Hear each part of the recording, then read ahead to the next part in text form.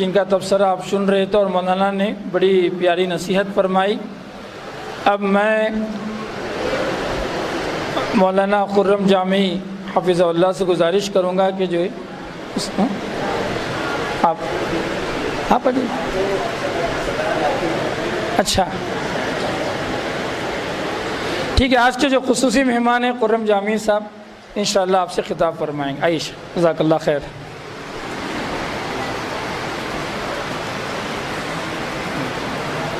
جانا چاہ رہے ہیں۔ السلام علیکم ورحمۃ اللہ وبرکاتہ۔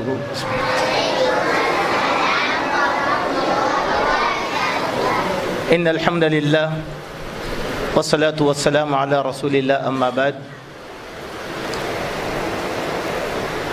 معزز حضرات و خواتین اور معصوم نونہال پیارے بچوں، الحمدللہ آج کے اس مسابقے میں حاضر ہونے کا موقع ملا۔ ویسے تو میں ہر ہفتہ ماشاءاللہ کسی نہ کسی ناحیے سے مسجد کو آتا رہتا ہوں اور مغرب کی نماز کے بعد عموماً درس دیتا رہتا ہوں، مگر اس مکتب کے تعلق سے کچھ باتیں آپ کے سامنے رکھنا چاہتا ہوں۔ سب سے پہلے جب ہماری قدیم مسجد تھی تو اس وقت ہم نے یہاں ایک مکتب قائم کرنے کا ارادہ کیا تھا اور اس کا نام رکھا تھا مکتب ابی بن کعب رضی اللہ عنہ۔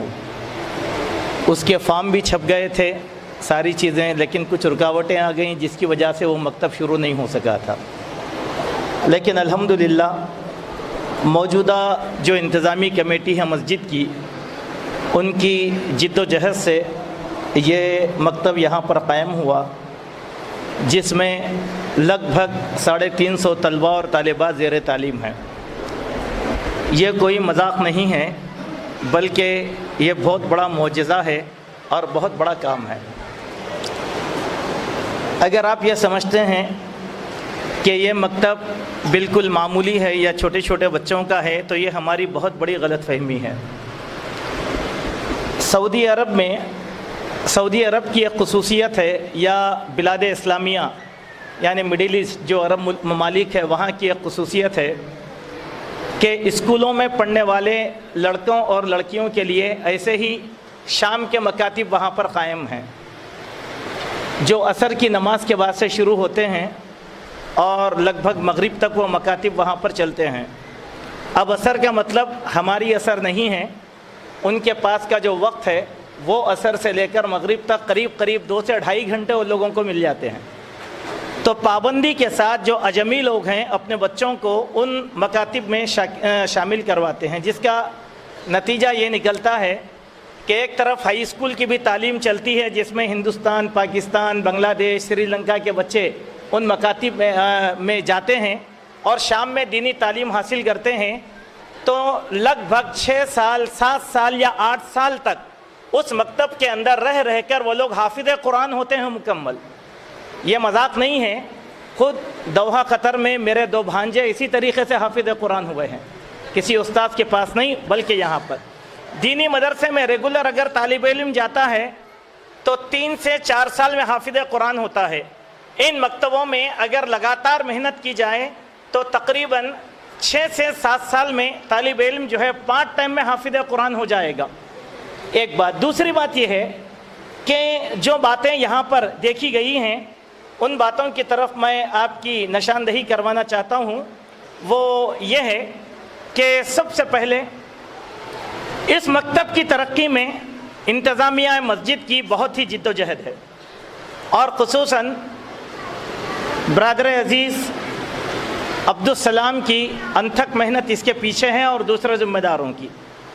اب دوسرا ذمہ دار یہ نہ کہیں کہ شیخ کے دوست ہیں عبدالسلام اسی لیے آپ نے نام لے لیا، بات نہیں، جو آنکھوں دیکھی ہے وہ کہہ رہا ہوں۔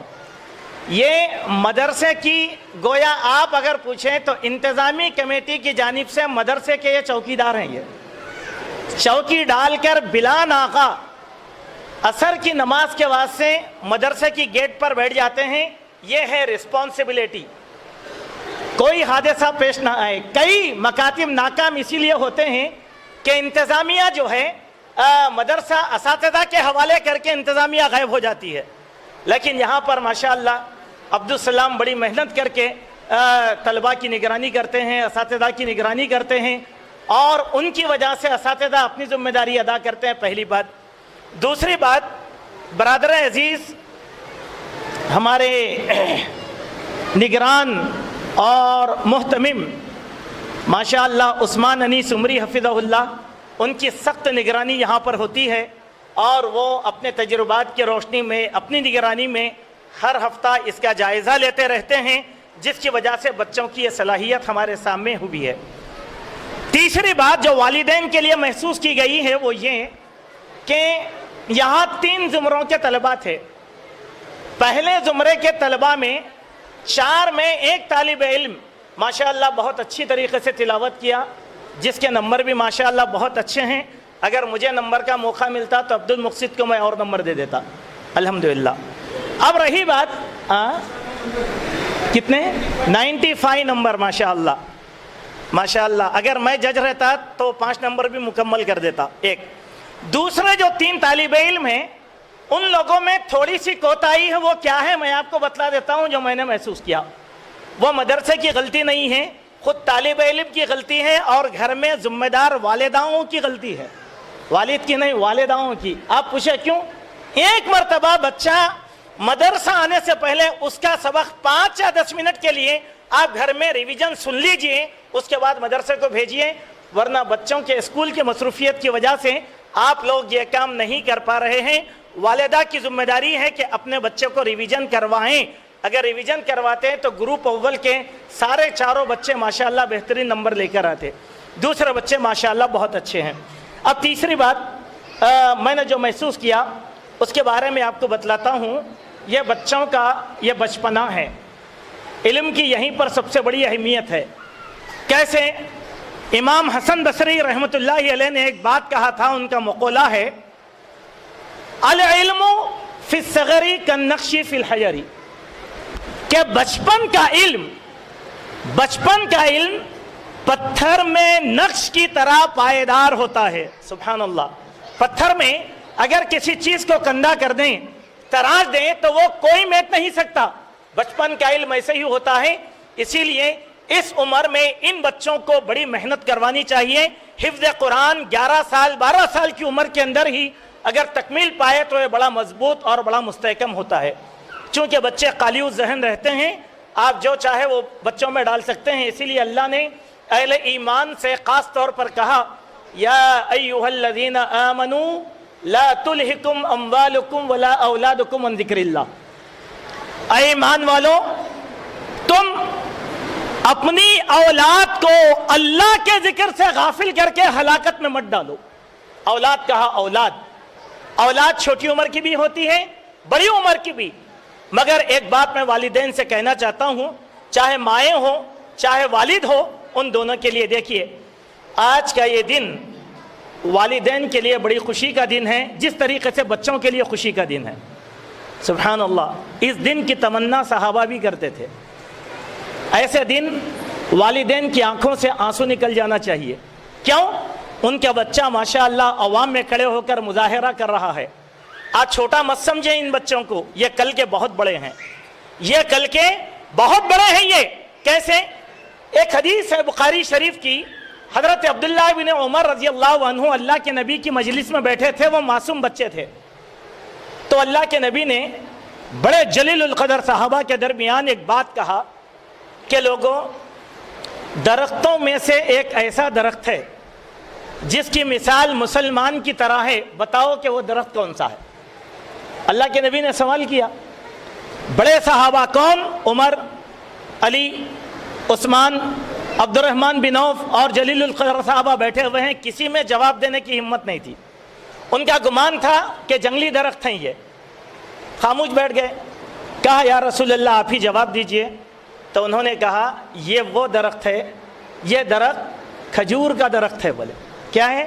کھجور کا درخت ہے. معمولی بات, سوال تھا, معمولی جواب تھا. مجلس ختم ہو گئی, لوگ چلے گئے. تو حضرت عمر کے ساتھ ان کے بیٹے عبداللہ بن عمر بھی گئے. تو بولے ابا جان اللہ کے نبی نے جو جواب دیا وہ میرے ذہن میں آیا تھا, لیکن کبار صحابہ کی فضیلت میں جرأت نہیں کر سکا کہ جواب دوں. اتنے بڑے صحابہ جواب نہیں دیے. تو حضرت عمر نے کیا کہا, بیٹے اگر تو بڑی محفل میں یہ جواب دے دیتا تو یقین مانو میرے خوشی کی انتہا نہ رہتی. سبحان اللہ, والدین کے لیے خوشی کا موقع ہے, بہت بڑا خوشی کا موقع. یقینی مانو میں بد نصیب ہے ہمارے وہ والدین, ان بچوں کے وہ والدین جو آج کے جلسے میں شریک نہیں ہوئے. یعنی انہوں نے کہا یہ سمجھا بچہ عربی پڑھنے جا رہا ہے, ہم جائیں نہ جائیں جائے گا, پڑھے گا, آئے گا. یہ والدین کا لاؤبالی پن ہے. اس محفل میں چاہے والد ہو چاہے والدہ ہو ان کو شریک ہونا چاہیے. یہ بچوں کے ساتھ ساتھ انتظامیہ کی حوصلہ افزائی ہے. کیوں؟ دیکھیں دوستو, آپ کو انتظامیہ پوری بات نہیں بتاتی, میں آپ کو بات بتاتا ہوں. یہ جو بچوں کی تربیت اور اساتذہ یہاں پر جمع کیے گئے ہیں, ماہانہ لگ بھگ اس کے اخراجات 1 لاکھ روپے کے ہیں. 1 لاکھ روپے کے لگ بھگ قریب. کبھی سوچو یہ خرچہ انتظامیہ کیسے کر رہی ہوگی, کہاں سے لا رہے ہوں گے, آپ کے بچوں پر خرچ کر رہے ہیں. کیا آپ کچھ مدرسے کے لیے کچھ دیتے ہیں؟ نہیں, لیکن انتظامیہ برابر اتنے طلباء کا خرچ اٹھا رہی ہے. سبحان اللہ. اگر آپ آ جائیں گے انتظامیہ کی حوصلہ افزائی ہوگی اور اس میں بچوں کی حوصلہ افزائی ہوگی. جب بچے انعام لیں گے تو پھر آخری بات میں آپ کے سامنے رکھتا ہوں, وہ یہ ہے دیکھیں کہ ایک بہت بڑے عالم دین تھے, وہ بھی اپنے ماں باپ کے لڑکے ہی تھے. ان کے گاؤں میں ایک مسجد تھی اہل حدیث کی, اتفاق سے تراویح کی نماز پڑھانے کے لیے حافظ قرآن کا انتظام نہیں ہو رہا تھا. سبحان اللہ. ان کی والدہ نے کہا بیٹا اس سال تراویح کون پڑھائے گا, کوئی حافظ قرآن نہیں ہے. تو اس بچے نے کہا کہ امی میں پڑھاؤں گا. بولے کہ تو کیسے پڑھائے گا, تو تو حافظ قرآن نہیں ہے. آپ دیکھیں یقیناً میں پڑھاؤں گا. سبحان اللہ. وہ بچے کی ذہنیت کا آپ اندازہ کریں کہ صبح سے شام تک 1 پارہ قرآن یاد کرتا, شام میں تراویح سناتا, 30 دن میں 30 پارے یاد کیا اور 30 دن تراویح سنا دیا. اس بچے کا نام تھا عبدالعلی عمری مدنی اظہری. سبحان اللہ. اتر پردیش کے بچہ ہی تھا نا. یہ چیز آپ کا بچہ بھی کر سکتا ہے. یہ بچہ جتنا قرآن یاد کیا, یہ بچے پہلا پارہ پارے یا سورہ بقرہ تراویح کے اندر آپ کو گھروں کے اندر امامت کرانے کے قابل ہو گئے ہیں یہ لوگ ماشاءاللہ. اسی لیے میں آپ تمام سے گزارش کرتا ہوں کہ آپ اس مدرسے کی حوصلہ افزائی فرمائیں اور مدرسے کے ان کازوں میں اپنے بچوں کو شامل رکھیں. تھوڑا سا ایک 10 سے 15 منٹ وقت نکال کر اپنے بچوں کا سبق گھر میں سنیں تاکہ بچے اور تیزی کے ساتھ یاد کر سکیں. یہ چند بکھرے ہوئے خیالات تھے جس کو میں نے آپ کے سامنے رکھنے کی کوشش کیا. اللہ تبارک و تعالی ہمارے بچوں کو حافظ قرآن بنائیں, عالم دین بنائیں اور اس طریقے سے ہمارے گھروں کو اللہ تبارک و تعالی منور فرمائے. آخری بات دیکھو, آج ہمارے پاس آزادی ہے, حکومتیں جمہوری ہیں, ہم آزادی سے مدرسہ چلا رہے ہیں. آسام کے مسلمانوں سے پوچھو دینی تعلیم حاصل کرنے کی کتنی بڑی سنگین صورتحال وہاں پر ہے. کل کے دن وہ صورتحال ہمارے پر آنے سے پہلے اپنے بچوں کو قرآن سے لو لگا لو. اللہ تعالی ہم سب کو حسن عمل کی توفیق عطا فرمائے.